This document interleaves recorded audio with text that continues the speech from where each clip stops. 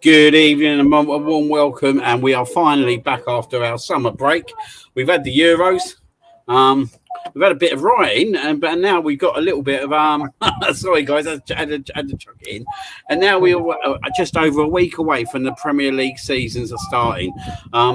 So all excitement, and we'll discuss all things Arsenal, and we'll probably have a little bit of a look later in the show at the rest of the transfer market. We are going live across three channels today. We are live on the Mr. Arsenal podcast. We're live on In the North Bank, and we're live on my own Twitter page as well. So obviously, feel free, guys, to obviously share the love, and obviously if you haven't subscribed to both the channels of In the North Bank and the Mr. Arsenal podcast, please subscribe. So I'm going to give you a warm welcome to my guest tonight, as it's a week prior to the season starting. We haven't got the G with us tonight, but she will be back next week. But what I have got is two splendid good looking young gentlemen here with me. So good evening, Mark. How you doing? Coming on. Well, actually, make that first. When are the two good-looking gentlemen coming on? Well, I did have a third, mate, but I don't know what's happened to him there. Very good. How you doing, mate? How's your summer been? Yeah, good. Spent a lot of it up in Crow Park at the GAA. That kind of was my sporting fix for the summer. So yeah, looking forward to getting back over from next weekend. So definitely. Yeah, I can't wait, mate. It's been a long time coming now, isn't it, since that Everton game? At the back end of March. Yeah. Back end of May. But yeah, feels really like the back end of March. That's feels like March. It does feel like the back end of March, mate. It does. How you doing, Sparks, mate? How's your summer been? Yeah, not too bad. We bought a new house, so it's kind of been a bit of renovation central. So you're in there now, are you? We're in. Yeah, we started doing certain things to start rewiring it and doing some other bits and pieces, and we're having the first stage plastered so that we can start getting some paint on the walls and tidy it up for the winter. Yeah, so before we go again. Nice. Yeah, do you know what? I've been in here nearly 2 years now, mate, and I'm still getting loads of work that needs to be done to it. It never stops, does it? It never ever stops. No, I keep doing one thing and then find another. And you'll continue, mate. It'll continue. But anyway, mate, it's been obviously we were supposed to have Bray. I don't know what's happened with him, so we'll wait for him to arrive. But what we're going to do first, just say obviously welcome to our guests at the moment. Good evening to the Hawkwin. How you doing, mate? Good to see you on. We'll have a little look back to yesterday's game first and foremost. Obviously the Emirates Cup. Just finished our tour in America, where obviously we won one game, drew one game, and lost one game. But when you start naturally looking, don't you, at the Euros and where the key teams kind of finished up as well, especially like England, Spain. Obviously, quite a lot of players hadn't come back for that. In terms of the American tour, Mark, a good tour overall for you? Good to see some of the youngsters as well? Yeah, I think so. I think it's important to start getting some of them integrated. I think 4 or 5 of them nearly probably saw action in America. So as you said, look, you wouldn't be reading that into the games over there, given the players that we were missing and our opponents were missing, obviously. But yeah, nice to, again, a great opportunity was given to 4 or 5 of those younger guys. Yeah. And some of them got minutes again yesterday. So obviously they made some sort of impression while they were in the States. So that's good to see. I think one of the things that did kind of impress me, I didn't watch the Liverpool game, thank God, but apparently we had a pretty decent second half. But in the Manchester United game, like they come out of the blocks and went 1-0 up. But I think what kind of impressed me in that game was the character, especially of some of the youngsters. I'll be honest, the young kid Heaven, he had a bit of an hard first 15 minutes, didn't he? Up there until obviously their key striker went off. But I thought obviously the character and the turnaround of that performance was pretty good, and I thought it was good, like you said, a good experience for some of the youngsters, and some of the key players as well, because like probably bench players as well, because we at some point we are going to call upon these guys, and I think it's good that we play teams like Manchester United and Liverpool in pre-season, because you need to know what the level's going to be like going into a new season. We need to see how these kind of players react, whether we've got our players like Declan Rice or Saka's are available, or if we're looking at other players across the squad. Definitely. As I said, yeah, definitely. It's very important to get minutes into guys who we may need later on down the line. And as I said, playing against proper opposition rather than say an MLS 11 or LA Galaxy or one of those teams where you wouldn't learn as much, I think is probably important. Yeah. No, it was good. It was a good tour, but in terms of obviously coming out of the tour, obviously Emil Smith Rowe left the club. Good money in your opinion, or would you go to see him go, or a bit of both? Bit of both. Obviously, you never really want to see an academy player go, but it's. I don't think we were going to fetch much more than what we got from him. Given he's hasn't played very much the last couple of seasons with his injury record, so to get 30+ million, I think is probably fair enough. And good deal for him as well to move on and hopefully, if he stays fit, get regular football at Fulham, because that wasn't going to happen at Arsenal. So. And I think that's the problem, isn't it? I think we kind of see that at the back end of last season, didn't we? When he did get fit, that he come on in that Luton game, didn't he? And got a good run out, but the chances were few and far in between. And I'm totally with you. I'm really sad that obviously he hasn't kind of made it. But I think the day we brought Martin Odegaard was a day that pretty much kind of told us that we've where our carrots were going with that number 10 role. And to be fair, we brought Odegaard in. It's probably just what I would say just off De Bruyne's level at this moment of time, and a player who I think that can reach that level over the next few years. So I think obviously the business getting him in was a brilliant one, but probably not so. It didn't help Emil Smith Rowe whatsoever, did it really? No. And the emergence of Martinelli didn't help him either. And then we brought in Trossard, so it's just... And Kai. Yeah, exactly. Probably not helping. What's your thoughts, Sparks, on it? What's your thoughts on the Emil Smith Rowe, Sparks? Again, I didn't want to see him go, but at the end of the day, you know, I'd much rather sell him now, get rid of him now, or sell him now and get some decent money for him. Release him into a club where he's going to play regular football. We get a decent fee for him. And we can invest it in the squad. He wasn't going to play, was he? I mean, we saw last year that he played very few minutes, although it was on the back of an injury. Probably wasn't going to play much more, and they probably just decided to call it and make some pure profit out of him, and maybe reinvest it somewhere else. Yeah, definitely. I think we wholeheartedly agree in terms of obviously he's a good deal. A very good deal for Fulham as well. And it'd be interesting to keep an eye out and see how he gets on there, because I do think for him as well, he has got the potential to get back in an England squad. And with a new manager coming in at the moment, it's up for grabs, isn't it? Again, the whole squad now with a new manager. So it'll be a very interesting time for Emil Smith Rowe, and hopefully we'll be cheering him on in an England shirt in some foreseeable future. Speak for yourself. Yeah, I mean, the one up there doesn't really count. So you know, at the end of the day, he wants a free pass. But you know what I mean. That ain't gonna happen. Yeah. So might you? You know, it's still not gonna happen, mate. I'd rather go at Wales. Anyway, just purely from the reaction of the Euros and stuff like that, where people don't really. We got on England as well. We got the old Colonel crying already. Conquer showing their true colours again. Reminds us of the Arsenal days. Slowly good enough to get to top four. Completely sell players. Sign 2 or 3. Hardly improve us there. I think, my personal opinion, I think we just need to wait to the end of the window, see what they do. Yeah. And then I've seen a lot of people online that basically, I don't know if I know he's a regular kind of joker, but I don't know if he's actually serious there or not. But yeah, we need to wait until the window's shut and then react from there. There's plenty that can go on. I still think that we're looking for a cut price deal for either Gyökeres or Osimhen. I think they're both potentials. They both improve the squad.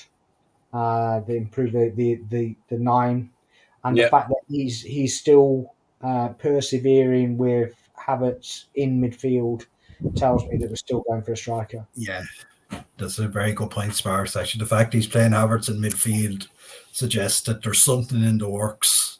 Well, the thing is, he's probably one of our highest paid players, and he only come in a year and a half ago, and he's not going to get rid, because he's seen something in him anyway. So he's obviously one of his players.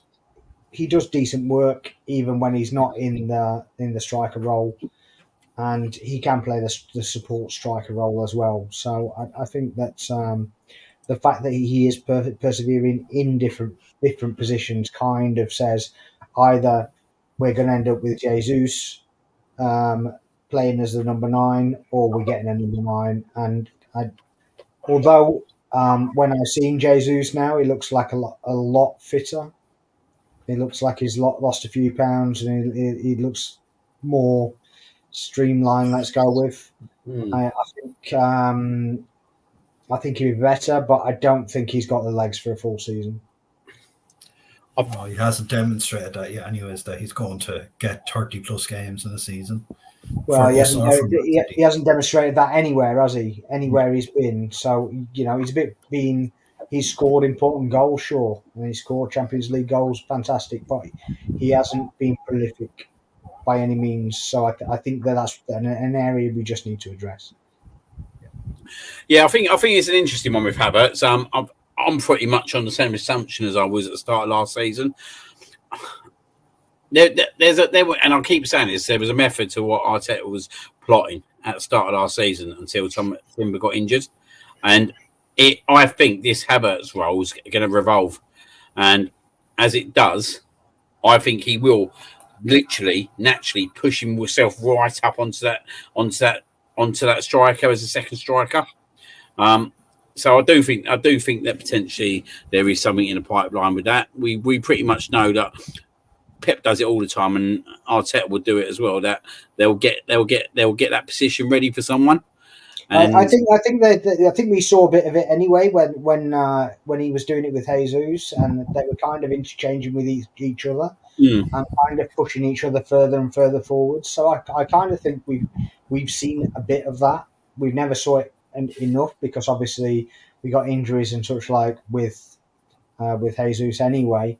But I think we're definitely heading in that direction. Yeah.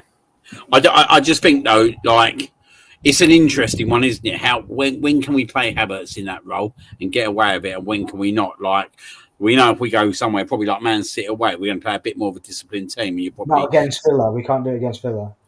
No, home or away doesn't seem to work.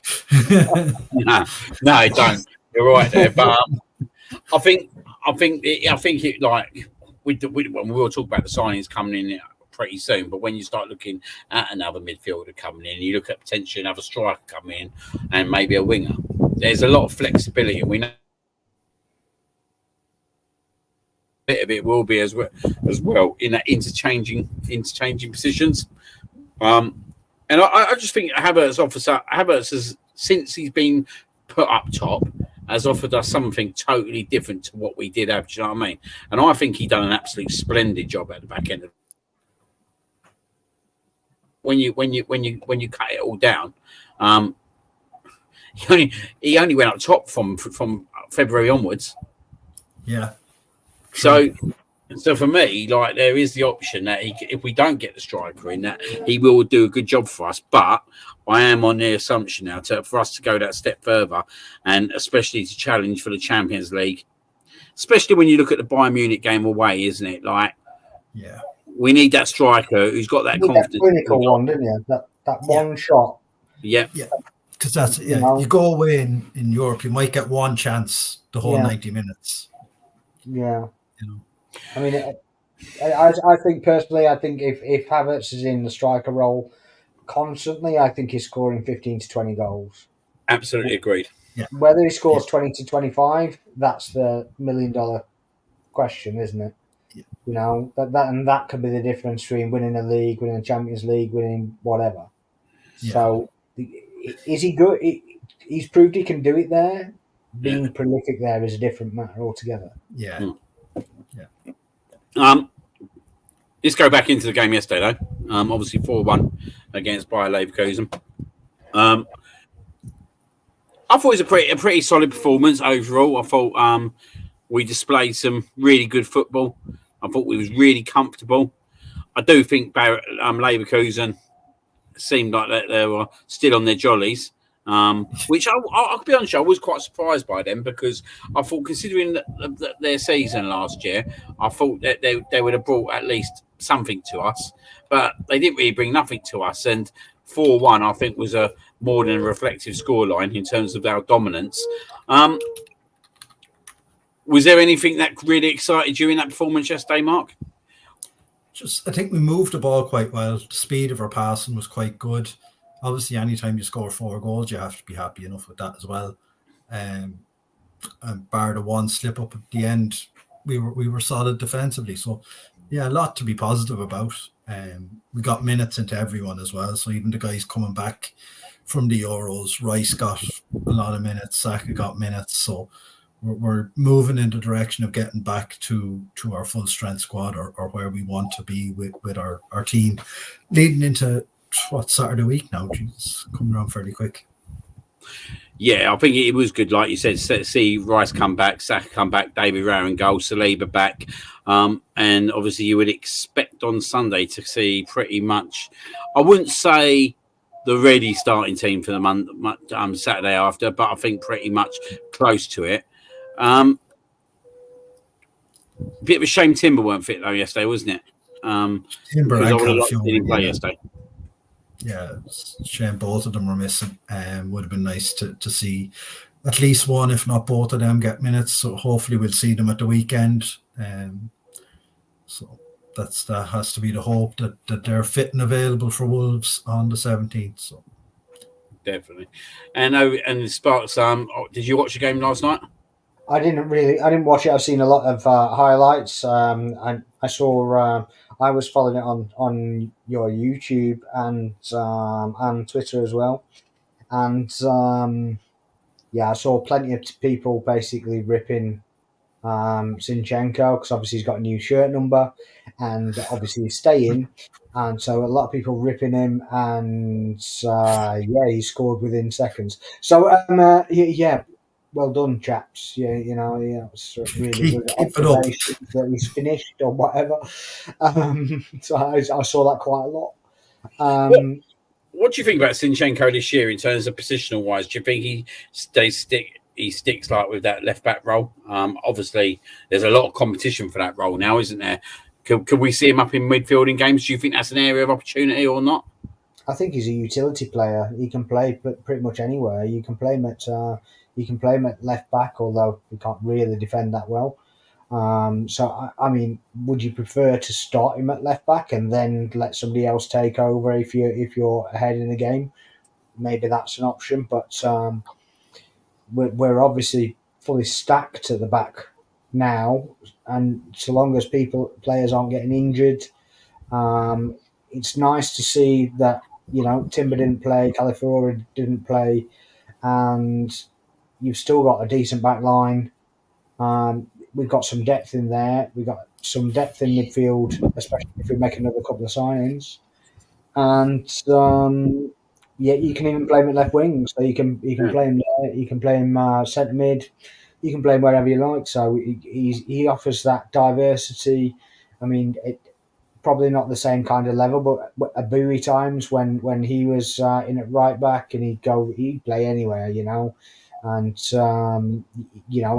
the one game where he actually got dug out for it was a bit of a shit show. But at the end of the day, he'd play anywhere and he'd give his 100% every single time. And I think that's the same as Zinchenko. He just gets a little bit. I don't know whether it's excited or he's trying to think about too much. A little bit like Iwobi used to do, where he used to take a second before he transition, So like if he's going into attack, he basically take a second or two, and then turn around and defend. Right, so he doesn't really switch on straight away. But I've noticed Walker doing that recently as well. So it's not just elite, just to Zinchenko. It's to a lot of players that kind of get to that point, and they just have to do a bit more rather than thinking quite as quickly. Do we think, Mark, that the left back role will be occupied by someone else starting the season, or do we think Zinchenko will start the season at left back? It depends on the fitness of, I would imagine, Calafiori and Timber. I would imagine they're probably slightly ahead of him, the pecking order at the moment, based on their fitness. If they're fit. Timber's obviously been around all summer, went on the tour to the States, but picked up an injury since then. Calafiori hasn't kicked a ball since the last group stage because he was suspended for Italy's game against Switzerland. So throwing him in straight away would probably be more of a risk than we should be taking in our first game. He's done a lot of travelling as well, by the way. Yeah, exactly. When we do have a quick cover. And just Tomiyasu didn't play either at the weekend. So, like as Sparks was saying, we do actually, for the first time in a good while, we do have plenty of cover defensively now. So now whether one or two of them get moved on before the window closes, we'll wait and see. But we do have plenty of cover at the back at the moment. So I would imagine we'll know more after this weekend in terms of who plays against Lyon, where we stand with fitness. I would imagine if Calafiori doesn't get any minutes this weekend, you can probably forget about him starting against Wolves. Probably the same for Timber, which would mean Zinchenko is in pole position to start the Wolves game. It's an interesting scenario, isn't it? With when you start thinking that Declan Rice and Saka have only just come back and played like obviously 20 minutes to half hour like yesterday, and we're talking about a week and a half before the season starts. It's one of them situations, isn't it, where teams are literally going to be playing their first game of the season with players pretty much not really got any match fitness whatsoever. And I'm just sitting there wondering, kind of, from my perspective, and I've said this prior on Ryan's show, that I wouldn't actually start Saka against Wolves, because I just think that we need to put a lot more trust in our other players. And like when Saka didn't start in games last year, we won games. Do you know what I mean? So this bring the kid back right and not just chuck him in like we used to and overplay him. I think it's a good opportunity potentially to either play Jesus on the right, maybe potentially, or even Martinelli. I think probably Martinelli will start on the left, but if Trossard does start on the left, I'm saying Martinelli will start on the left, but there's no gimme with Trossard fit. I would potentially look at maybe starting Martinelli or Jesus on the right first game of the season. Not sure what you guys think of that. I wouldn't be against it. I said Saka over the last few seasons has played a lot of games. He's been picked in basically every England squad and pretty much played every game for England, as well as nearly every. He's played 30 plus games for Arsenal in the league the last few seasons. Never mind Champions League, Europa League. I know we've gone out of cups already, and he's been involved in a lot of England squads. So, yeah, there's no need for us to really rush him into this game in terms of starting him, but we'll see what Mikel thinks. As you said, we do have players that can play on that right hand side if he wants to play Jesus or out there, or start with Martinelli and Trossard on the left. We do have options. So. What's your thoughts, Sparks, on that? Not for me. Strongest team plays. I think we kind of lost out 2 games last season when Gabriel supposedly had his head turned by Saudi or whatever happened. We don't know exactly what happened, but I think that we can decide. I think we start the first game with the strongest side, and then we can rotate players second game week, third game week, whatever. Second game, Aston Villa away. Aston Villa, yeah, but I mean, I'm not saying particularly. 0 points out of 6 last year. That's got to be a statement win, that one, isn't it? Yeah, but I'm not saying particularly this season it's the second game. What I'm saying is I wouldn't rotate the first game. I'd take it game by game. And you're naturally starting a player who's not really played no minutes. He's just played a major tournament. He's played a major tournament. I get that, but he's been out of the game I get that, but he's been out of the game for 3-4 weeks, mate. Like, it's totally different, isn't it? Like, the tournament wasn't last week, you know. Well, I disagree. I do disagree, and I'll tell you why I disagree. Because I think that we've overused this kid, and the whole reason we get to the burnout stage is because that this kind of attitude towards him. That, and I totally get what you're saying. Like, in an actual normal season without a big tournament, I'd be saying put your fucking first 11 out. But at the same time, they worked their fucking socks off. Them two players. Even Declan Rice is a debate, if we're being honest for the first game. I think he will start, but we're talking about they haven't played no football for 4 weeks. I mean, who has? Well, the players have played football for 4 weeks. We've been out in America, haven't we? They played on a crappy field in bloody USA. But they're training. They're not just playing football one game, are they? They're not just playing football and going, oh, do you know, we're going to have a jolly up. They're doing a whole new pre-season training where they kick off their pre-season training back, where they do all their fitness testing and all that kind of stuff. So we don't just turn up for a game like we would, like on a Sunday league football pitch, and then come off the Sunday league football pitch. Go, do you know what, lads? See you next Sunday. No, I appreciate that, and you don't think that they don't train at home as well? No, I totally. It's a totally different environment, isn't it? They probably haven't. They've probably done some fitness work, yeah.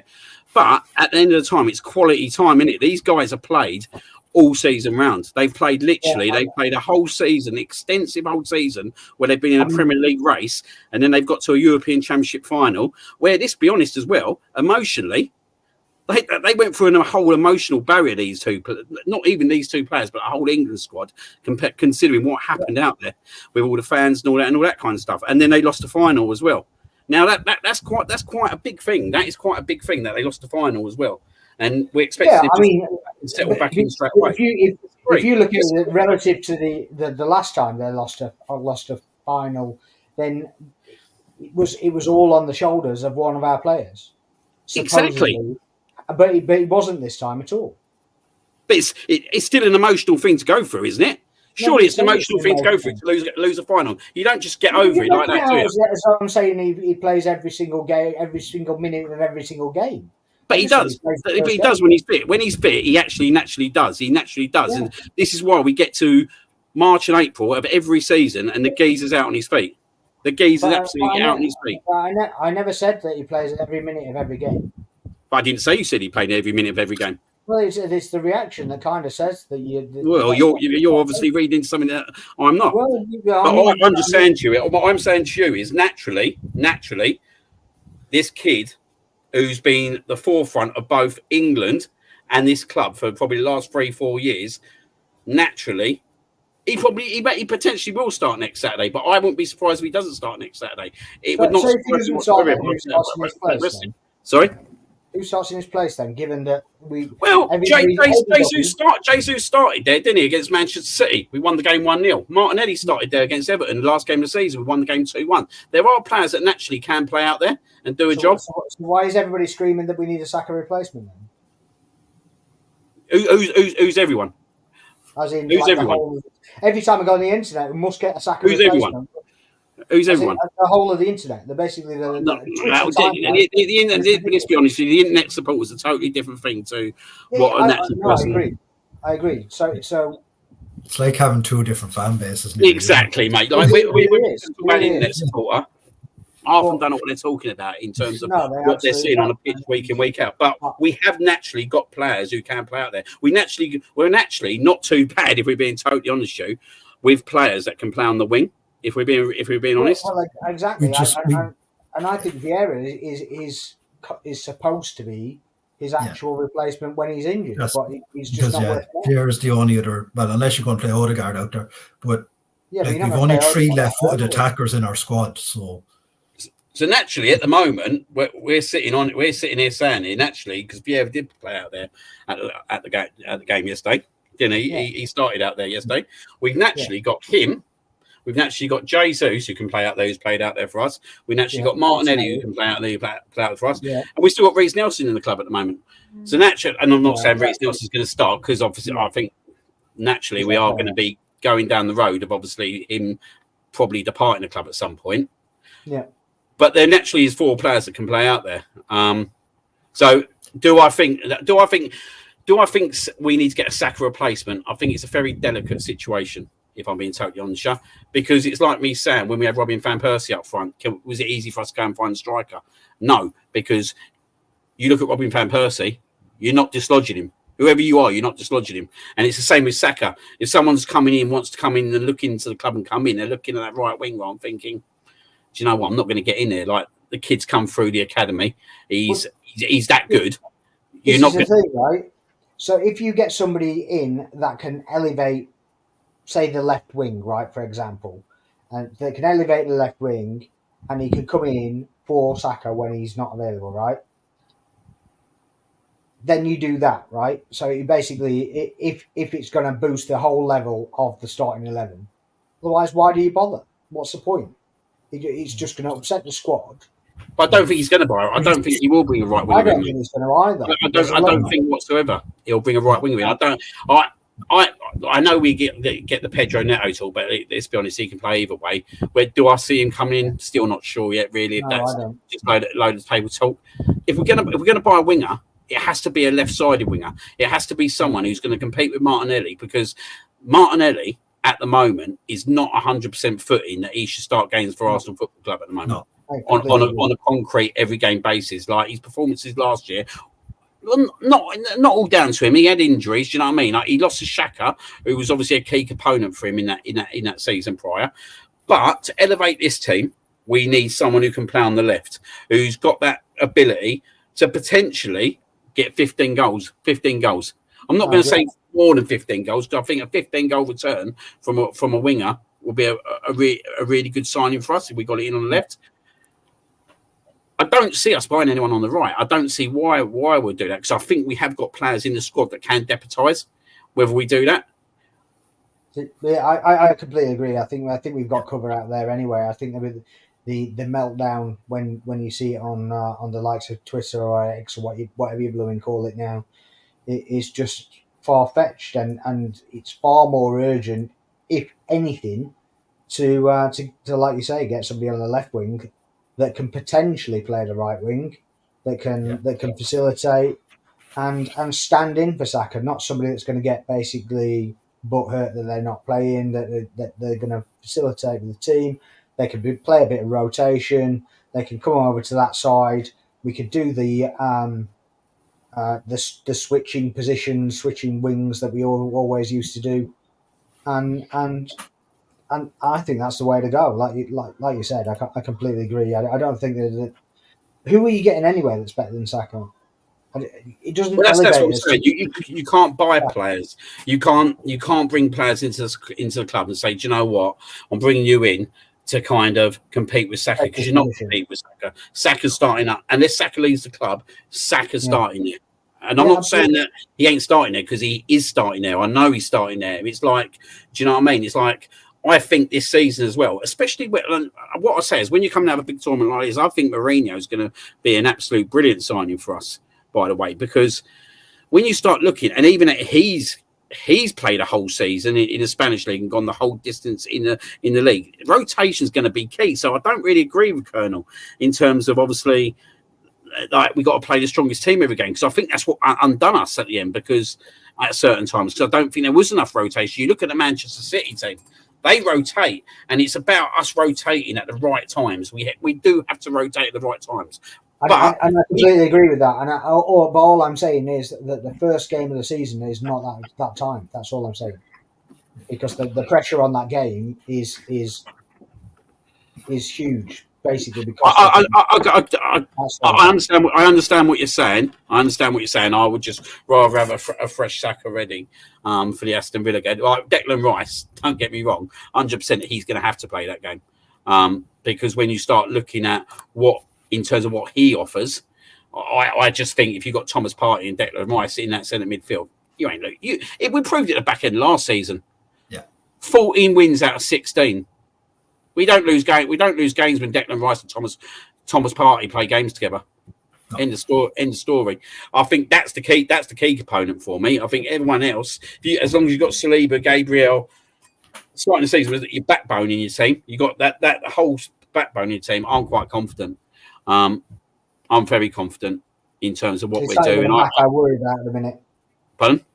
It's not even the back I worry about at the minute. Anyway. I don't worry about nothing though. If I'm being totally honest, mate. Like last season, we took them to the absolute distance. The absolute distance.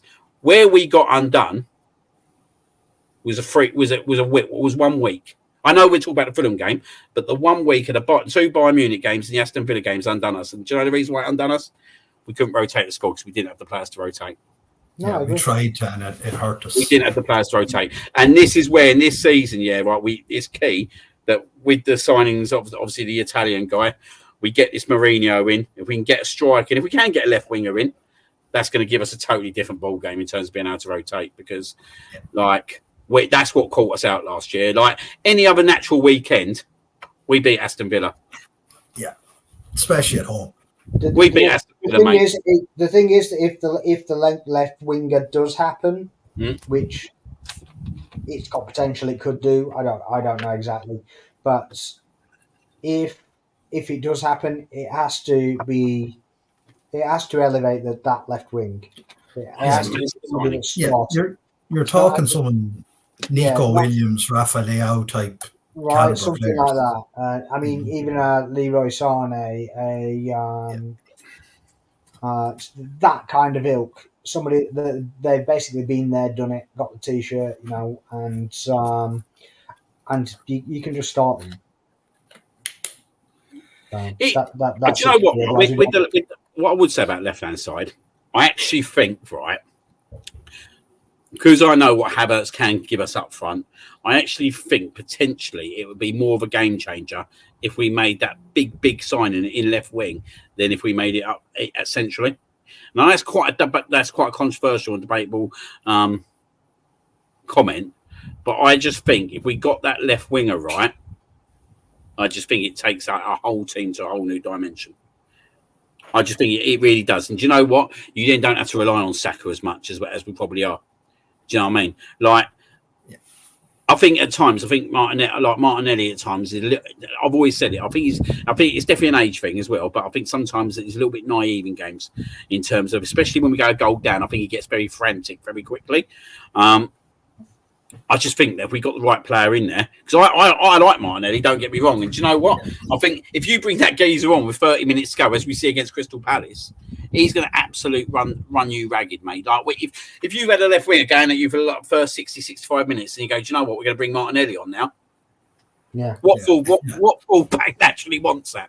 Well, I mean, it was the same with Walcott, wasn't it? You basically have somebody running at you, and then you shoot Walcott on there, and you're like, yeah, okay, I'm done already, and he's going to cook me. Yeah. So it was the same principle, but that kind of panic, I see in Zinchenko a little bit, especially if we go behind. He has that level of a little bit of panic, and it just stops him thinking a little bit. And I think, like you say, I think Martinelli's got the same thing. It stops him looking up. It stops him. His awareness isn't quite as good as it should be when he's in that position. So if we get somebody in that position, it gives him somebody to play up to as well, doesn't it? Definitely. So somebody to learn that position off.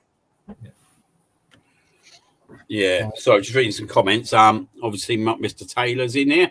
Obviously, he's big up, gentlemen. Obviously, quite a bit of debate in terms of obviously what we've discussed. DWT, remember Arsenal's best 11 should include Saka running on fumes in downward form. You got Bray saying that wasn't the game Villa could pull out a result previously. I think what we're probably saying more about is that week kind of cost us. Not exactly. It was the period. It was the period of the 3 games. Rather than a selective game. So we couldn't rotate during that period and sustain the. I'll tell you what I will say though. what I will say, and I don't know what you guys think about it, is that like the most proudest last season I thought after a game was actually the Wolves game away. 3 days after the Bayern Munich. I'll tell you what, right? Yeah. That was my most proudest point of that last season. What they went there 3 days after, like absolutely knackered to their feet and won that game 2-0. And that showed me so much character of what we got in that team. And I think that's why I was kind of coming into the end of the season. Like, if we don't win it, do you know what I mean? They've gone and given it their best opportunity. Yeah, when everybody's broadcast, sorry. Yeah, no, it's just to echo what Liam was saying, really. It could have spiraled very, very easily that we'd lost the Villa, we'd gone out of the Champions League. It could have been just, this is all getting too much for us and to hell with it. But in fairness, they got the 3 points at Wolves, bounced back and then finished the season incredibly strongly. Obviously, it wasn't enough, but you're competing with a juggernaut, so. Yeah, I think it definitely did kind of obviously could have gone easy the other way, couldn't it, that game, in terms of the attitude and mindset. And I think that's where seasons gone by, I think we'd have all known that we were going to go there and get beaten, but it's a different Arsenal. I look back at that game and just think, yeah, there's definitely a different mindset in terms of these players. Just looking at, obviously, ahead to the Lyon game, because obviously, as we've kind of debated, I think Saka will start that game. Declan Rice will start that game. It'd be interesting to see how many minutes he actually gives them in terms of that game. Do you think we'll probably see the two, Ricardo Calavari and Timber, start that game if they're both fit? Go ahead, Sparks. I'll let you take that. I think they have to. I think they have to, really, if they are fit. I mean, it might be a case of one does one half, one does the other half. But yeah, I think they have to, because they need minutes in their legs for a start off, and they need to get up to speed and not be playing on a decent pitch, and it's obviously at home as well, so they get a feel of the pitch with Calafiori, because he hasn't played on it before. I still think that the pitches can actually feel different. So at the end of the day, it's a good time for him to actually get on the pitch, and even if he's not necessarily 100% fit, then you've at least got to put him out there for 10 minutes at the end of the game, just to give him some minutes in his legs, and just to get him a feel of it. That's what I reckon, anyway. Yeah, sorry, mate. I was just reading. Just Colonel again. This is what I don't get though. You all just said our rotational options are not good enough, so we're signing 3 players really enough when you consider selling potentially 4 or 5. I'm not sure that any of us have said that we're only going to sign 3 players, but we've just given names at the moment. But if you look at the centre back, like, to be honest, reading what he's saying there, but like, in my opinion, we need to be signing at least 4 players in this window, if not 5. But I do think obviously at least one of the youngsters is going to come into the squad as well. I think he's naturally going to take Emil Smith-Rowe's place anyway from a perspective. So I think that kind of rectifies that kind of signing. I still think obviously we brought a defender in. We still need a winger. We still need a striker. We're going to need to get another goalkeeper, at the very least, at one other goalkeeper, because for me, Ramsdale goes somewhere before the end of August. I think at least 4. So what do you think, Mark? Yeah, I think you're probably right. If you think if Ramsdale goes, then we have to buy a goalkeeper. That's a non-negotiable. As I said, we've brought in the defender. Marino, the midfielder, is close to being done, seemingly. All these transfers seem to be very drawn out with Arsenal, but it seems to be close. And hopefully something in the attacking options, either a winger or a striker, will happen in the next 2 weeks. And again, just on top of what Karen said, I'm not sure, like, if you look at the 4 or 5 we're getting out the door, none of them will have played massive minutes last year. None of them. They're fringe players. So while we're losing bodies, we're not losing many minutes. I wouldn't say. If you track the minutes Smith Rowe played last year, okay, and Nketiah played quite a lot, but not a lot of starts when everyone was fit and available. Reece Nelson, if he goes, again, not a lot of minutes.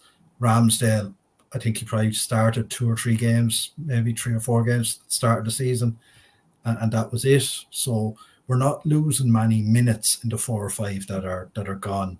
I know, and then you have the likes of Cedric and Elneny who've left the squad as well. So, like, while what he's saying is right in terms of we're losing 4 or 5, but we're not losing 4 or 5 guys who played a lot of minutes. So it's not, what we're losing isn't going to be detrimental or a deciding factor in terms of whether we actually nail the league this season or not, in my opinion. Yeah, no, I totally agree. I think you need to have a bit of a reflection in terms of what happened last season as well. Timber got injured in the second half. Well, it was the first half, the back end of the first half of the first game. We didn't see him to the very last game of the season. So you've already won up there. Thomas Partey. We didn't see him to the last 6 games, naturally. We're literally another one up there. Gabriel Jesus was out for so long and then come back. This bit, if we're being totally honest, you unfit, not ready. He's totally different. You can see already there's a totally different player there. So you're literally being replaced by Nwaneri is another one. Yeah, you know, he's got no minutes whatsoever. Nwaneri comes in and you've got instant minutes. You know, it's giving you rotation right there, just instantly. Marino is essentially a replacement for Elneny, with so much more quality. It's ridiculous. So. You know, I can see why people want 4 or 5 players. I can see why, but we need them available. The end of the day, it's about having them available. And you know, Partey again, like you say, hardly played any games, and he played 2 games, which he was not good at all because he was trying to get up to speed. And you know, you've got Marino coming in that can stand in for him as well. So it's the rotation. It's all about the rotation and getting minutes on the field. You know, like I said, Smith Rowe was available for what, 5 games? What's that? You'd rather promote a youth team player, and he's actually going to be available, and put him in for half an hour at the end of games or half an hour at the beginning of games, whatever you want to do. But at least he's going to be available. Yeah. I mean, Vieira was injured as well last season as well, wasn't he? Yeah, that's true, yeah. So he's never really had time to shine either. So if he's back to fitness, that's another one. So it's all about keeping the players fit. Fortunately, we've got rid of Dr. Death to Manchester United. Yeah. So you know, he's passing on his ways to them. So hopefully their structures and everything have kind of recovered from him, and you know, they can stay a bit fitter. I think it's going to be an interesting season in terms of how Arteta manages it, because Arteta doesn't rotate whatsoever. He hasn't rotated. But I think I naturally think a part of that is, but it's a bit of a not, I'm not to say a dig at the ball, but to say like I don't feel comfortable with the players I've got that I can rotate, and you want me to compete for a certain level that I need to compete. Where so I think, but so it's a trust thing. He doesn't. 100%. It is a trust thing, definitely. But I think naturally this season, I think that he will need to evolve himself a little bit, because let's be frankly honest here. It's his squad now, isn't it? It's literally his squad. And if he does get 3 to 4 players in, he needs to be able to trust them players to obviously be able to rotate them as such. And I totally, as I said, I see where you're going with the first game of the season. I see where you're going with it. But I think during this season, at certain points, Pep, and if we're being totally honest here, I look at Pep's team now, so I look at Pep's team two years ago. And I don't think it's as strong now as what it is 2 years ago. But there's something about him that he knows exactly when he can rotate them players and get away with it. And yeah, he will lose the odd game here and there by doing it. Do you know what I mean? But when they lose that game, they barely ever lose another game. Do you know what I mean? They barely ever go and lose a game then for the next 10, 15 games. With bad results, they don't have bad runs of form. No. And I think this season, I think it's going to be interesting to see how Arteta manages that, because we're all talking about he's bringing these squad players in to lift the level. So if we lift the level, surely we've got to play these players. Because if you don't play these players, there's no point bringing, like when you do bring one, they're not going to do nothing for you because they're not going to be fit enough. Well, exactly. If they're his players, he should trust them and he should be able to rotate them, shouldn't he? Yeah. Cup runs, hopefully, this season. Well, that's a big thing. Yeah, because if you give them more opportunities to hopefully show what they're worth, and also that means if you're selling them on at the end of the season, you'll get more value for them because other clubs have actually seen them and seen them perform. So it makes your bargaining position that bit stronger. We weren't in the cups very long at all, though, were we? No, we got the FA Cup in the third one round, game in the FA Cup and two games in the Carabao Cup. They didn't play a lot in either cup competition. No. Sorry, Colonel, they didn't because we weren't in them long enough. FA Cup was one game, mate. Yeah. One game and two games in the Carabao Cup. I forget who we beat, and then we beat Brentford away and then lost to West Ham. Yeah, and that was a miserable game, to be fair, wasn't it? That Brentford game, Jesus. What was it, nil after about 8 minutes? And then it was 1-0, wasn't it? Yeah. But I don't care how we win them, to be honest. I don't care how we win them, to be honest. No. In cup games, especially, it's all about moving on, isn't it? Next game, next round. I just think that there will be certain games where we need to just put a bit more faith in other players and give a player a breather. Do you know what I mean? No one wants a breather. Do you know what I mean? Everyone wants to play game in, game out, but the end goal for me this season has to be, do you know what I mean? Silverware. In terms of whether it is in the league, if it's not in the league, do you know what I mean? Well, how far are we going in the Champions League? Are we picking up the League Cup or an FA Cup? And do you know what? People say, it's only a League Cup. Well, Man City won it 4 years in a row. Yeah. Man City didn't treat it up like it was the only League Cup. It breeds confidence, don't it? It breeds success. We need to go. I will say this though: that when Man City won that, like the first couple of years, everybody else used to put the youth team out. Every lower division, and say that respectfully. I'm not having a dig at nobody that's not in the top six. I'm just saying, but basically everybody that's below the top six played youth team players up until the point where Man City basically come in. They had such a big squad that they just played the first team players every time, and then Klopp started doing it in both cup competitions because he realised that he'd not got enough of his quota because he'd been playing the kids in the cup competitions and whatever, and he still played kids in the competition, but he definitely put a lot more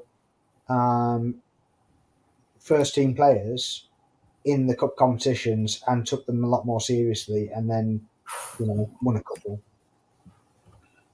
So in terms of Eddie Nketiah, obviously I've seen it break earlier on from one of our friends in our group. Marseille put in another bid. And this is the whole piece where I think we need to just kind of reflect, don't we, in terms of absolute. I think what he's done, Eddie Nketiah, to get himself to this situation, I think it's a massive credit to him. I think he's had some really good moments at Arsenal, especially the Manchester United home game. I always remember that, the last-minute winner. I think he's a good, honest young kid who's done his absolute very best for Arsenal. But obviously for him now, I think he needs to go somewhere to, a bit like Emil Smith Rowe, to absolutely find himself and be a first-team regular. I think potentially going to France is actually a brilliant move for him, if I'm being totally honest. I think a striker of his capability will always naturally struggle in the Premier League because the way the game's played and the way we expect our forwards to play. Do you agree that do you think Marseille is a good move for him if he goes there, Mark? I do think it's a good move for him. I'm just wondering in terms of what Edu's thinking here is in terms of knocking back the fee. Is he thinking that Spurs are going to come in for Solanke or Tony between now and the end of the window, and either Bournemouth or Brentford are going to come with a bigger bid? I wonder is that why he's drawn this out a bit. But yeah, it would be a good move for Nketiah, definitely. But yeah, just wondering is Edu kind of playing 3D chess here a bit, in terms of just holding it a bit longer to see if something happens with Solanke or Tony, and then Brentford or Bournemouth are then looking for a striker. I'm just wondering is that what his thinking is behind knocking back? Now I know they've lowballed us numerous times, but I wonder is that what he's also thinking, is that if I hold out a little bit here, there might be a better bid coming. In terms of what do you think? What do you think is an acceptable bid to accept at the moment for Eddie Nketiah? 30. I think like the market for strikers is so shallow at the moment, as we can see when we're trying to get one ourselves, that I think 30 million is about right for Eddie Nketiah. Score goals. Do you think the wages play a part though? The 100k a week? Definitely, especially selling outside the Premier League.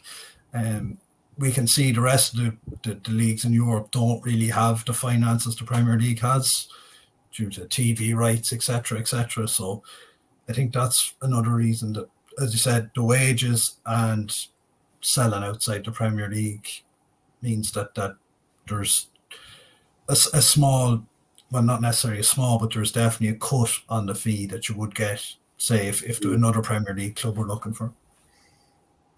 An interesting one there from the Colonel again. Something that I've actually mentioned on a few shows. I think Timber could easily play defensive midfield. I think he's got all the capabilities to play there. I would never be surprised if I see him play that role at some point. But I do naturally think that Arteta has a method and a way that he wants to play, and I think it involves Timber potentially coming into midfield from one of them fullback positions. But I think he could play that role. What? Any kind of thoughts on that from you guys? I think he can do it, but I think it would be more of a fluid position rather than a static position for me. I think he would start somewhere and he would invert into that position rather than actually start in that position. I think he'd be playing that to free somebody in that who's already in that position to basically move forwards and just develop attacks and such like, rather than actually starting in that position to do that specific job. That's just the way I see it. I've no doubt that he could do it. He definitely could do it. But obviously you have Zinchenko inverting already. You have Ben White was inverting at points. So I don't see why he'd change that kind of procedure, to be honest.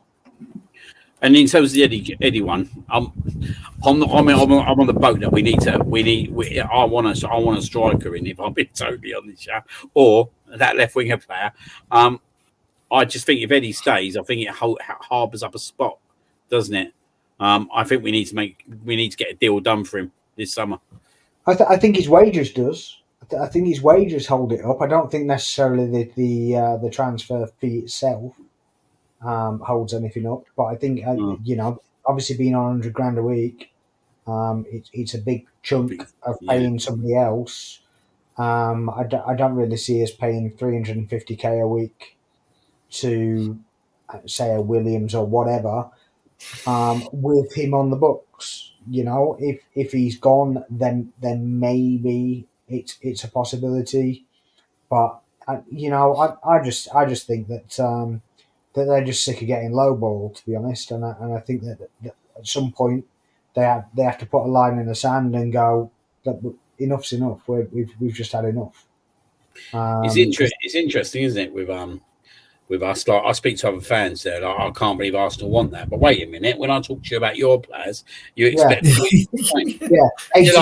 Branthwaite. What's Branthwaite done? Exactly. One season. Now I understand that you want to put fee on him because you don't want to sell him.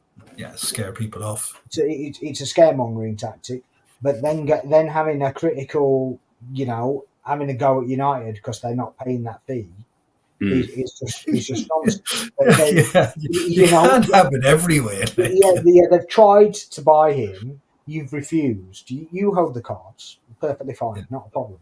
But you can't then cry that they haven't paid the 70 million because they don't value him the same that you value him at.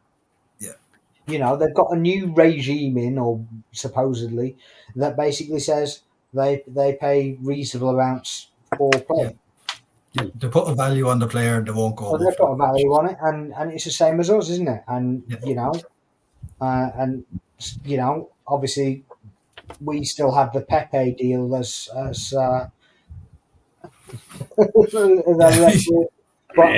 let talk the better, mate. Let's let talk. No. I was going to say something else. That's still not on. That's not on Pepe at all. That's on on whoever Raul, signed off basically. on it, That basically signed off on that and basically took 20 million quid for himself. That's what everybody fails to tell you. Yeah. But nice work if you can get it. Yeah, exactly. And he did it with the agent as well, didn't he? Yeah. Give him another 10 million quid or whatever it was. Yeah, something or other, wasn't it? Yeah, so it ended up costing him his job. But there you go. But yeah, all other clubs seem to get ridiculous fees for players. Well, look at City this week with Alvarez. Yes, he's a World Cup winner, but he's been a bench player for City for 2 years. £81 million from Atletico. Now, I understand that they paid a bit more to get it on favourable terms and such like, but that is just craziness. Yeah. That is just craziness for me. Do you know what though? Right, with that one, if you can get the money for it, then like happy days, isn't it? But I don't disagree. But yeah. I mean, there could be some round robins going on there. So 100, Mark Taylor saying 100 times 5 years, 25 million. Add the fee and the age fees. It's a big deal. I think what's going to come out of this is what the add-ons and the sell-on fee will probably be around this deal as well. I think we can get a really good sell-on fee because I think if he can, and I think he will, by the way. I think if he booms out there, then you could look. You know what happens when you get a player from France, go to France, they do well. Naturally, they'll probably go out to Spain after or something like that, wouldn't they? And then he looks to be getting sold for like 60, 70 million. So I think naturally it's probably what that sell-on fee is going to be. Definitely, if we can get something like a good 20% on that, happy days, isn't it? Because then we'll make quite a bit more substantial money. And I think that he will go out there and naturally score quite a lot of goals because we see what happened to Balogun out there. Yeah. Come on, like I said. Mate, I think eighth downwards, I think he tears it. I do. The Premier League. Yeah. I think he tears it because, nobody plays against them the same way. No, yeah, okay. You're right there. I think everyone's trying to look for the same kind of striker for me. I'm surprised more Premier League clubs ain't coming for him. But I think Mark's probably a good one on the forehead. There's like our team's waiting. Is Edu waiting? If Ivan Toney goes, where do they go? Naturally, then to go and pick up a striker. If Eddie Nketiah's What the hell available. is happening with Toney, man? Bum? What the hell is happening with Toney? What has he killed somebody or something? It's crazy. Yeah, it's weird, isn't it? It's weird. He's obviously waved his pants all over the place saying I'm available. And nobody's coming to him. Even Spurs seem to be turning their noses up at him. Like they've seemed to turn to Solanke ahead of him, which is. I think it's the attitude. I think he's got such a I like him as a player, mate. I think I think he's a good player. And I think he'll do well, but I just think that he's got such a tag to him now that I'm not sure clubs want to touch him. And with him being like 28, 29 as well, he's not particular. I'm not saying he's on the old side by any stretch of imagination. No sell-on value, yeah. Exactly. I don't think Brentford are going to actually ask for like the big money that they probably would have done 12 months ago. But yeah, it's an interesting one. I do think he'll end up going somewhere. by the end of the window. Where, I don't know yet. Do you know what I mean? It'd be an interesting one, that one. Definitely. Obviously, Let's see. Ricardo Cavari. This is an interesting one for me as well. I think. Like, I'm not totally brought naturally. Yeah, right. That he will not play centre back at some point in the future. I think. For Saliba, isn't he? Pardon? He's a stand-in for Saliba as well, isn't he? He's standing. I was thinking potentially more he'd be a stand-in for Gabriel, and I thought like maybe Timber is a stand-in for Saliba. Like, quite interesting, weren't it, out in America, that Ben White continues to play right back and Timber played right centre back, where I would have probably thought it'd been the other way round, but it seems that 100% that, as we expect, Ben White will start the season at right back, because I thought he'd see. I best say, like, in terms of his seasons, they've gone up in every season in terms of his performances. But yeah, I think it's an interesting one, and it just shows you like the strength and depth that back four's got. That you've got Timber and Ricardo as Gabriel and Saliba's like wingmen, basically, and then you start looking at Ben White. You start looking at Tommy Asu. I know he got injured again, and I wish he wouldn't get injured, because you know what? He's such a reliable player, not with his injuries, but when he's in that team, he's reliable. You start looking at Zinchenko still in there. We still got Kivior at the moment. Sorry. Such a different rotation of defenders that you look at that. You look at that and you think, do you know what? We should be able to do much better in the cup competitions this year if we keep that them players fit, because I don't think we will see the same kind of defensive performances as we probably did in the cups last year. No, I can centre backs was a bit of an issue, weren't it, last year? If you haven't got a Saliba or you ain't got a Gabriel, then you're kind of worrying a little bit, aren't you? Yeah, definitely. Our drop off from those two was quite big. So, as I said, when you actually go through our options now defensively, we are in a good place there. So, as I said, hopefully that will lead to 2 good cup runs, at least one, anyways, because going out of them after 1 and 2 games respectively, just not good enough for a club of our size, in my opinion. No, I fully agree. So we've had the conversation about, obviously, we all agree that we don't really see a right winger naturally coming into the club. If Eddie was to go, and I was to say to you guys, you're only going to bring one player in, what player would you bring in that attacking team? What player would you like to see come in? What player do you think would naturally elevate us to the next level? For me, Nico Williams. I thought his performances for both Bilbao last season and during the Euros were incredible. And I think he would take us to a different level. It would mean teams couldn't double up on Saka anymore. They'd have to defend both sides of the pitch. I know the striking options that are out there, there's probably only 2, Gyökeres and Osimhen. I'm not completely sold on either of them. Look, I haven't seen much of Gyökeres, to be honest. So maybe he is absolutely fantastic. Maybe one year I've seen a lot more of him than I have. But for me, if Williams can get done, I probably can't, but if he could get done this summer, I'd be all over that. I've got to agree with you. That's probably if you say to me one player, I think that's where I'll probably go, because I think, as I said to you earlier on, I think if you can keep Havertz up front all season, I naturally think, like what he did yesterday, 2 assists, 1 goal, he brings so much good out of everyone else around him. What's your thoughts, Sparks? Anyone? If I thought for a second we could get him, then I'd agree, but I don't see it. I just don't see it. He wants to go to Barcelona. Yeah. He's going to hold fire where he is, and he's going to wait for Barcelona to have some money next season. That's literally what he's going to do, in my opinion. I mean, I'm now in the know, so I don't know, but I just don't see it. I just don't see it happening. And I think if it was happening, I think Nketiah would be gone already. I think that they would be on a mission to free up wages. Mm. But Yeah, so it makes a lot of sense. What you're saying. it's not happening. I think they will be trimming down the squad wherever they possibly can to basically just free up wages and bring him in. Obviously, the fee's not a problem. It's like 58 million euros. But yeah, Osimhen's the one for me. To be honest, I've said it all along. Just a bit of a beast. His first touch isn't amazing, but in fairness, neither was Giroud's.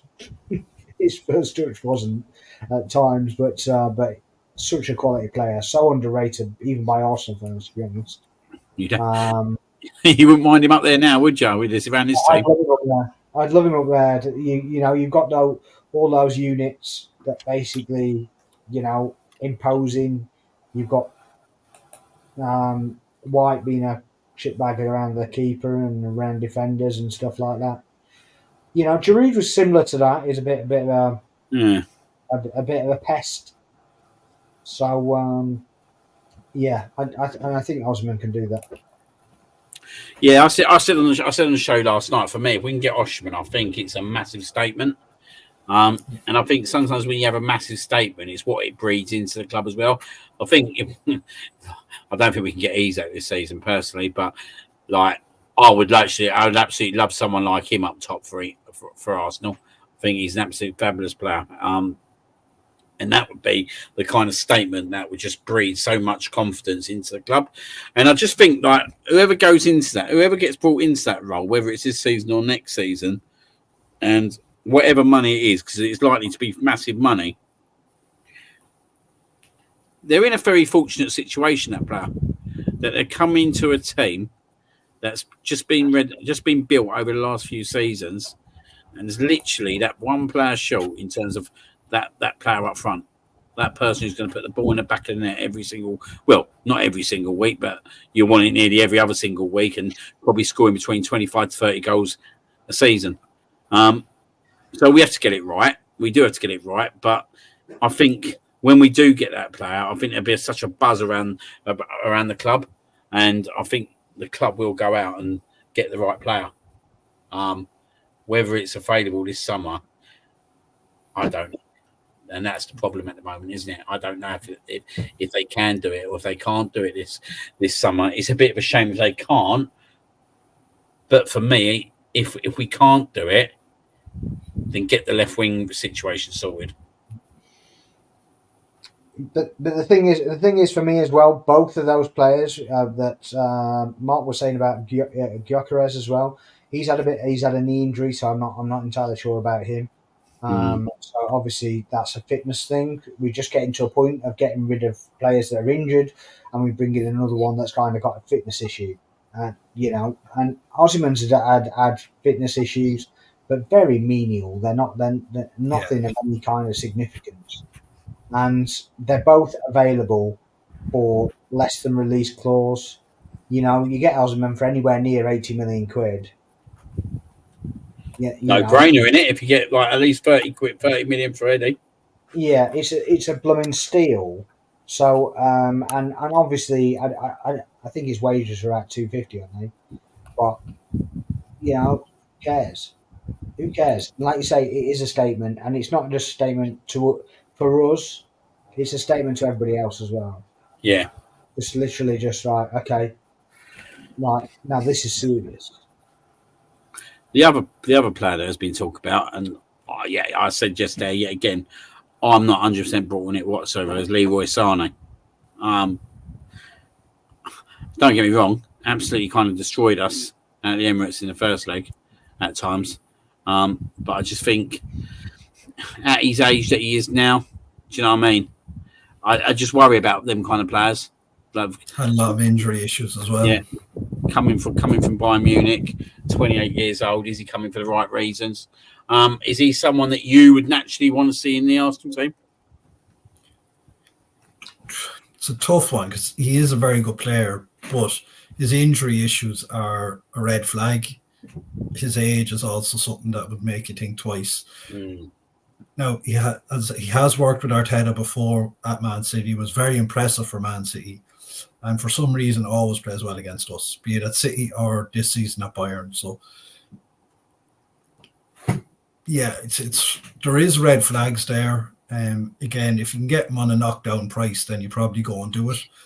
But if you're paying silly money and silly wages, then I think it's probably one to steer clear of. What's your thoughts, Sparks? I kind of agree, but I disagree slightly at the same time. But mine comes with kind of a caveat. If we got Sane, I'd want the striker as well. Yeah. If we got Williams, I wouldn't really care about a striker. Yeah. That makes sense. Yeah. Because I think he's big enough and, to add the quality and the goals and everything on his own. Yeah. Whereas I think that if you got a Sane, then you need to add the striker as well. Yeah. I agree. I agree in terms of what you said, Mark. In terms I think there are some red flags there. I don't know. There's something that just says to me, I don't think there's something that it doesn't fill me with the confidence that it should do. Do you know what I mean? Like, it should fulfill me with a lot of confidence, but maybe it's like what you're saying, Sparks, that you feel if we do get him, we still need to get the striker. But the problem is, I guess, as well, at the moment, is there any other left wingers that you would potentially bring into the club? Like, I know, obviously, Pedro Neto's been mentioned, but let's be honest, red flags yet again with that one, isn't there, in terms of his injuries? Absolutely. The other thing is, I mean, isn't it nice that we're actually in this position now and turning up our noses at Leroy Sane? And 3 years ago, 3 years ago, mate, I'd be running here. We'd have been on the bloody train. We'd be going like that. Get on the train. We're going back with me, and we'd be dragging him back. But 3 years down the line, we're like, no, not good enough. Yeah, but it's come a long way, right? I think we've been in this situation before, haven't we? We know what it's like to just go out and bring a player in. Like, I'm not going to dismiss Aubameyang whatsoever, because what he did for us in them first few seasons was absolutely superb. But you got to remember as well, right? If they come in at that age and they haven't got the right attitude, the detrimental effect that it can have on other players. And I just don't. I just don't know if Arteta needs that kind of player. I don't think Arteta needs that kind of player at the moment. And I think we are at that situation now. Like, okay, we've not won nothing, and we're all on the same conversation that we need to go and win silverware now. But we don't need to just go out and buy any player. Yeah. We don't need to just go out. Who? Sanchez. Alexis Sanchez. Nah, mate. No, mate. He can go and play his piano somewhere else. Do you know what? Absolute incredible player for us. Probably the best best player in the Emirates generation. Him and Van Persie, for me, the two best players. Take Thierry Henry out of it. Them two are absolutely unbelievable. But would I have him back now? Absolutely not. Fun. Absolutely. Another one that I kind of seen on Twitter, I was like, "You're kidding, are you? You got me." You got some geezer in his pants board, didn't you? That's what it is. Yeah. I'm just going to link Sanchez back to Arsenal. Oh, Jesus Christ! It's mental. I mean, are you serious? We just get off the bandwagon of just having rotational players that we can't actually pick between the players. You want to bring, somebody that's going to retire. Yeah, I think this is why we're in such a good situation now that we can go out, look at players, and go, do you know what? We don't naturally need you. Like a few years ago, we'd have been like, well, do you know what? We need that player to come in. Like, it's really not that long ago at all, is it? It's not, mate. It's not. It's not like we're talking 2022. Yeah, we're talking 2022, mate. We lost our first 3 games. Absolute madness. You're looking at it now going, that's Leroy Sane. The turnaround's been insane, considering the issues that he kind of faced in terms of the Aubameyang Ozil situation, the players that he had, and all that. And to sit here and think it's August 2024, And do you know what? We look at it, you sit there and you think, we're now sitting there talking about, do you know what? We don't need this player. We don't need that player. We know what player we need. And yeah, we want to get that player in the club, but it's not panic just to get anyone in, naturally. Yeah. This is another player. This is another player I like. This is a player I do like. Who's from West Ham? He's naturally a player I do like. I think he's definitely got a lot of ability. Apparently, there's some kind of fee or some kind of clause in his contract at the end of this season. Okay. I can see someone big coming in for him. Definitely. Yeah, he's not going to be in Prem for very long unless he goes to City. For me, I think he's going Madrid or Barca or something at the end of it. Yeah. So the last one for me, before I quickly have a quick breeze through the Premier League, Aaron Ramsdale.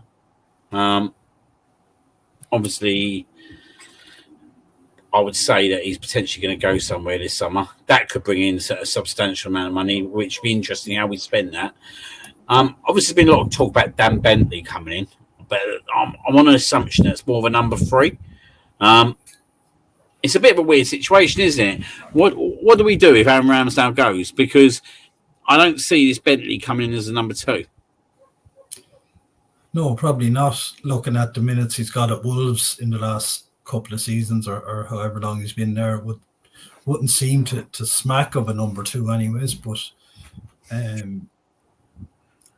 so it would be an underwhelming number 2 to say the least. If that's what we're with. It'd be a worrying number 2. Like if Ray got injured, mate, then you start worrying again. That's when we talk about rotation. That is one position we won't want rotated. We gone from 2 number 1s to a number 2 potentially could be number 4. Right. For me, are we still going to get 2 goalkeepers coming to the club? I think potentially we are. I still don't see Ramsdale going. I don't know why. I don't know what it is. I don't know what it is. I've said it all along. I just don't. He just looks happy. He looks all right with what he's doing, and he doesn't look upset. He doesn't look maybe. I don't know. I don't know what it is. It's just he holds himself very well for somebody that wants to leave. Let's go with that. What's your kind of thoughts, Mark? Yeah, I don't think he wants to leave, but I think if the right offer comes in, I think Arsenal will pull the trigger and go, you're going. I know there's talk of Wolves potentially being interested in him, and possibly something could get done between Arsenal and them, given our interest in Bentley and them possibly being interested in taking him off us. But as far as I don't think he's not one that I think will go banging down the door saying sell me now. I don't think that's the type of personality he is. He hasn't come across that way so far anyways. But again, it depends on the offer we get. We know he's not going to start if Ray is fit. So if you can get good money for your backup goalkeeper, I think you kind of have to do it, don't you? I think it's another one again. Like obviously what we were saying about being hardballed. I think clubs are going to come in and try and hardball us over Ramsdale and try and get him on the cheap because they know the kind of situation. But I do think, on my personal opinion, I do think Ramsdale goes, and I think the whole reason why I think he needs to go is because I think there's an opportunity at the moment with England getting a new manager in. I'm not saying Pickford's going to get dropped because I actually thought naturally he had a quite good tournament, Pickford, but a new manager might have new ideas, and he might want to have he might like Ramsdale's attributes being able to kind of play out. So I think from Ramsdale's position, I think he loves being at Arsenal and he loves being around the 5 and the camp and all that kind of stuff. I just think that naturally he's at an age where he should be playing, shouldn't he? Really. So I think he will go, but then yet again, we're not going to get mugged off at the same time, like you've kind of said. And there is that kind of situation where, do you know what? We don't have to sell him. We don't need to sell him. Do you know what I mean? We should be getting a decent amount of money for him because we've given him a lot of Premier League experience. He's played top end football. Do you know what I mean? We brought him for about 25 million, was it? Something around that much. We should be at least getting 40 million plus for him. I think it was the same as Raya, wasn't it? It was 27 million, I believe. Yeah. We need to be getting at least 40 million plus, mate. Any other team, like you said earlier on, Sparksy, if they were selling Ramsdale now, yeah, right.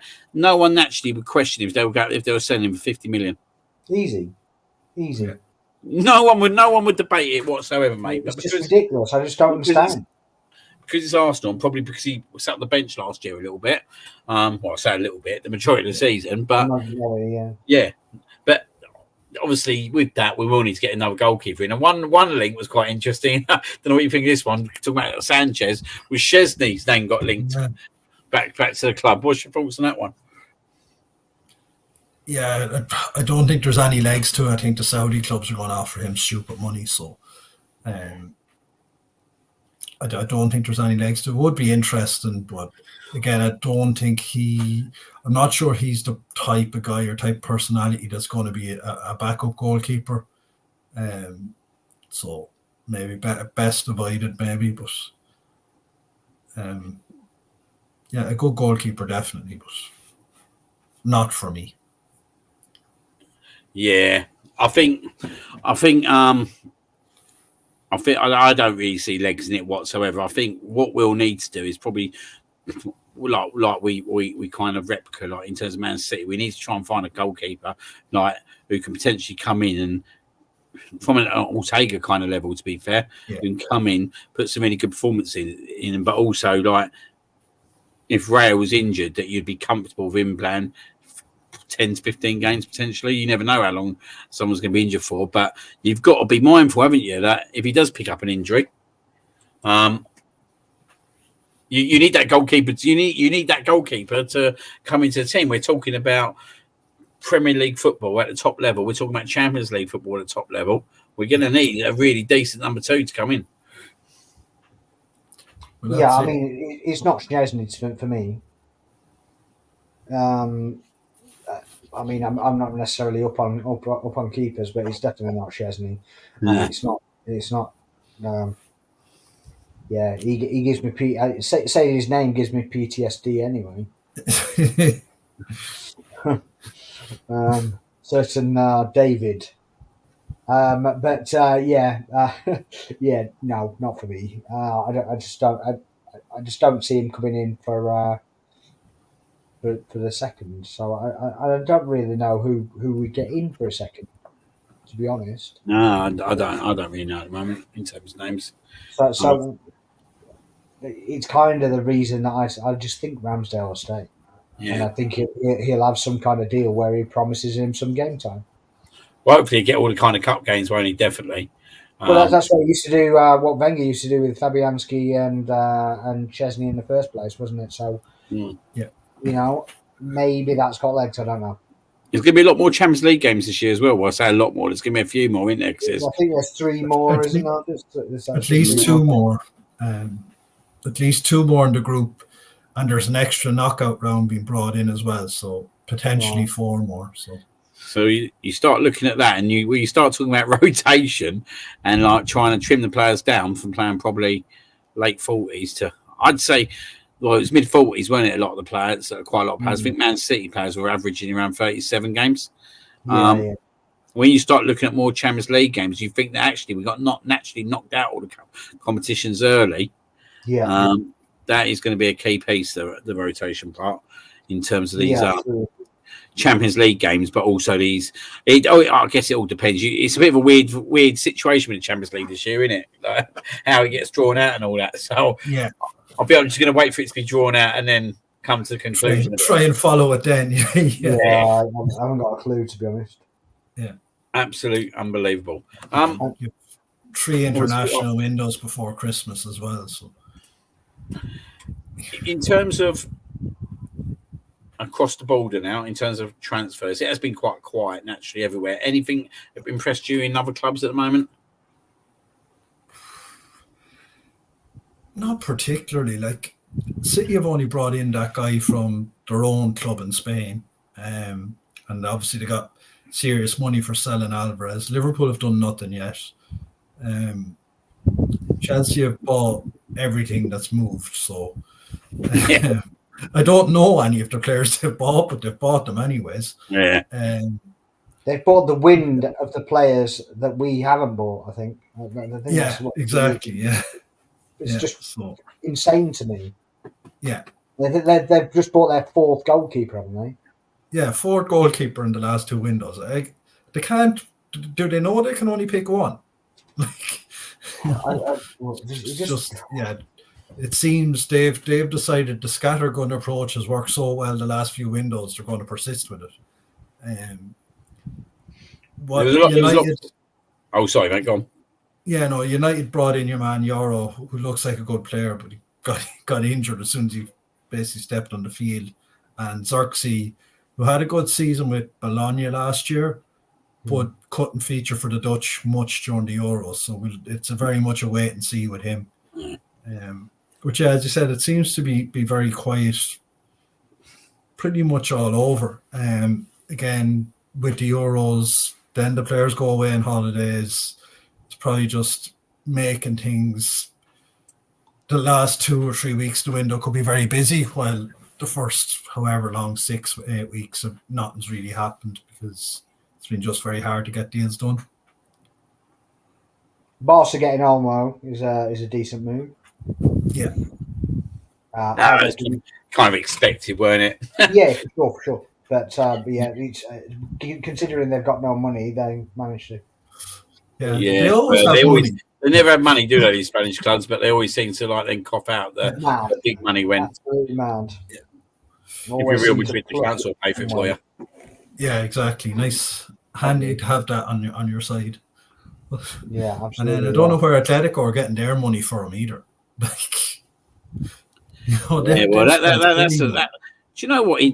The Conor Gallagher one's the one that baffles me. It don't baffle me from Chelsea's point of view because that's what they kind of do to players. So there's no class about them. So do you know what I mean? That don't surprise me. But what surprises me, I don't really see him as a Simone kind of player. No, I wouldn't have thought. Didn't they pay 40 million for him as well? Yeah, the guts of, anyways. Yeah, unbelievable. I mean, they don't see him as a 40 million player. Obviously you can't get 30 for Eddie, and you get 40 for. Well, it's probably just because he has the armband around him for the season, isn't it? They probably thought, we got a cat leader here as well. I mean, I could understand if the homegrown thing worked.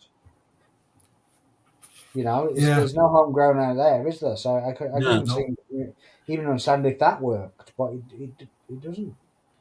No, it just baffles me. It's an interesting one, isn't it? I think in the whole transfer window, like we're sitting there talking about Arsenal ain't really gone out and done the business yet, but when you start naturally thinking around the whole rest of the clubs, I think everyone's in the same kind of boat at the moment. So, what's your take on Zubimendi? Because we were linked with it quite heavily, and then he doesn't want to leave his boyhood club, and he certainly doesn't want to leave Spain. But if he does, he wants to play for a Basque manager. And now all of a sudden, they think he's going to Liverpool. What part of the Basque country is Holland in? It's kind of a new one on me. I mean, all the fans that were basically ripping me a new one because I said I wanted Zubimendi, and they said, he's not good enough, this, that, and the other, and a lot of them are Liverpool fans as well, and now he's the best thing since sliced bread. And you're like, hang on a minute. There's something not quite right here. Yeah. Do you know what it reminds me of a little bit? And the guy who went from Chelsea from Brighton last year. Caicedo. No. Everyone thought he was going to Liverpool. He just come out of nowhere. He was going to go to Liverpool, and someone kind of jumped in. It wouldn't surprise me if someone jumped in on that deal. Sounds like an agent one, doesn't it?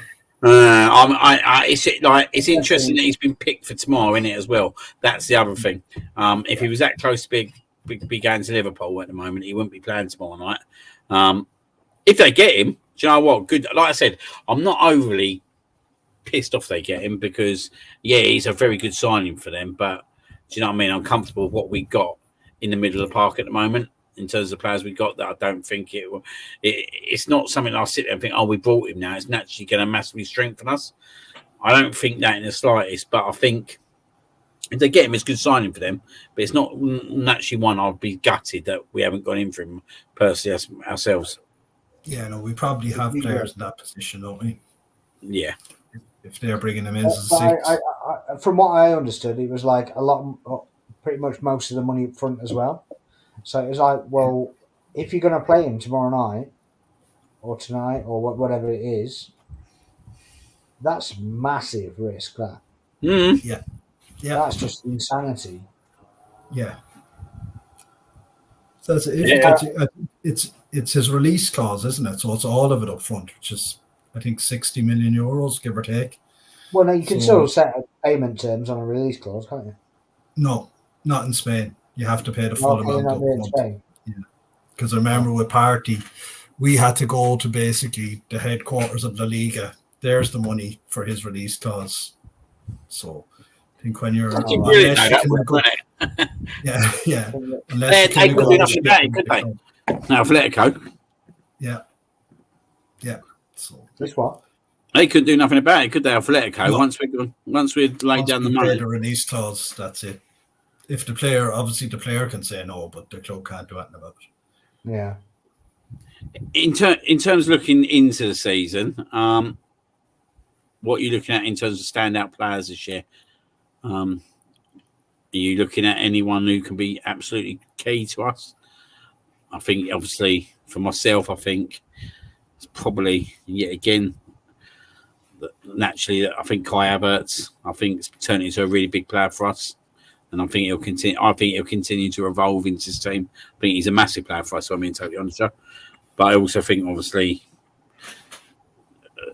the centre backs. Do you know what I mean? The centre backs are the back. I know we talk about the back four, but when we talk about the two centre backs, I think if they stay fit, then we're in my opinion, we're rocking and rolling because I just don't see a better partnership in the whole league. If I'm being totally honest, and if we're talking about it, probably across most of Europe. Yeah, completely agree. I agree as well, but I think a position that's kind of got to be better than last year is the left back position, and probably the left wing position. And if they're improved on, I don't think. I think we win it. I think we win the title. Yeah, you're dead right on left back because we never nailed that position last year. Kind of Zinchenko started there, then Kivior everybody came into it, and then Tomiyasu was finished up there. So I think Timber naturally plays there, don't he, to start with? I think if he's fit, it'd be interesting to see how the Italian guy does and where naturally does he play there as well. I could tell you, mate, if I'm being totally honest, if you said to me in 5 games' time, this is going to be Arsenal starting 11, I look at that defence and it should be Ben White, Gabriel Saliba and Timber in my head. But you just don't know, do you? You don't know what Arteta's kind of thinking. No. Sure. He's got such a he can play so many different ways of that back four. It's ridiculous. It's absolute. When you start thinking that Tomiyasu can play right back or left back, Timber can play right back or left back. Or centre half. Yeah, exactly. Yeah, Ben White can play centre half. Tomiyasu can play centre half. Yeah, Calafiori left back or centre half and left back. Yeah. He could just totally change it if he wanted to, couldn't he? And play, do you know what I mean? He could play Timber at right back, he could play Ben White and Calafiori at centre back, and he could play Zinchenko at left back, or do you know what I mean? Or Timber. It's madness. It's madness. The flexibility he's got. I've never seen a defence with so much flexibility. Yeah. Was it this time last year he locked up and Thomas Partey was playing right back? So well, yeah, I don't want to see that again. I don't want to see that. No. By any stretch of imagination. No, maybe he feigned injury, so he didn't have to do it again. What about Martinelli right wing? But yeah, I mean, it's a far cry from even again about 3 years ago. We could predict the starting lineup every single game, and we wouldn't be far off. No. But yeah, Martinelli, Ethan and Martinelli. Yeah. Mark saying Ethan and Martinelli. I think Martinelli definitely needs to have a big season. I think this has to be his 100% back to where he was. I think Jesus brings a lot out of Martinelli. Jesus definitely brought out a lot of Martinelli in the 2022-23 season. I think in terms of Ethan, I think he's got such a massive future ahead of him. But I just think it's how Arteta manages that. Be careful. Yeah. And Lewis Scully, we haven't spoken about him. Yeah, he looked really composed yesterday. Yeah. Definitely. Yeah, I think he'll go straight in the squad as well. Yeah. He looked really composed. You know what? Right, he actually really interested me yesterday. The way he played and the way he can come in from the left back into the midfield role, where he's naturally has been his position. I think he's going to have a really good future at us. And hopefully we get to see a lot more of him. he's got an absolute collection of players to compete against. So yeah, true. So obviously, lastly, Leon on Sunday should be a win for us to send us into the pre-season. See us out the pre-season style. What are you going for, Mark, on Sunday? It's pre-season, so 3-1, I think. Yep. Nice. Sparksy? I'm going 5-2. Oh, you going for a 5-2? Goals galore. Goals galore, yes. I just got a feeling it's going to be all guns blazing. I'm going to go 3. Do you know? I'm going to go 3-0. I'm going to go 3-0. I think it'll be comprehensive. I think we'll start a really strong team for the first 60 minutes, and I think then we'll rotate. I think we'll see. I think we'll start. Hopefully we can start. What I want to see on Sunday is the back four that's going to start against Wolves. I'm being totally honest. So I think potentially Ben White right back, Gabriel Saliba centre backs, and Timber left back. Hopefully. And then hopefully we get Partey. Obviously didn't start yesterday. Partey, Odegaard, and Rice. Saka, Havertz, and Martinelli. I think. Yeah. I'll tell you what, poor old Leon. I hope they turn up a little bit more motivated than what old Leverkusen did. Yeah. They showed some clips of their other friendlies, and they were apparently balling for Wolves, but were they? Yeah. Yeah, we'll see what happens. Obviously, thank you very much. Sparks. Obviously, how's your channel going, mate? By the way. Well, yeah. You kind of got to be on it to be doing anything with it, haven't you? So yeah. Obviously, I've just had another rebrand. So yeah, when the missus goes back to work, I'll be back on it more frequently. Good man. Well, obviously, thank you very much for coming on tonight, mate. And you there next Saturday? Yes, indeed. See you there. Yes, indeed. Yeah. Can't wait. Yeah. Need it starting now. Yeah. I'm counting down the days, mate, and ticking them off. And yourself, Mark, I'm guessing you're there Saturday week? I will be. Looking forward to it already. No, brilliant. Thank you very much for coming on, mate. No problem at all. Thanks for having me. And obviously, thank you for everyone who's come on and obviously been in the chat tonight. Obviously, Ryan will have a show on Sunday in terms of a watch-along show Sunday. The game against Leon is a 2 p.m. kickoff, so I'm sure he'll kick off proceedings at 1:30. We will officially be back with the Canon GG show from next Thursday. So obviously G will be back at that point. And we've got Andy Mockler coming back on, obviously a former Arsenal youth player. He's going to be on the show for next Thursday, which is good. So really looking forward to having him on the show. That will be a 8:30 kickoff. And naturally, our shows will be on a Tuesday night, but obviously this week I'm away at the start of the week, so we're going to do it for Thursday night. Thank you very much for everyone who's come on. Thank you for these two gentlemen for having a lot of football debate tonight, and I hope you all have a good weekend. Good night. Bye, everyone.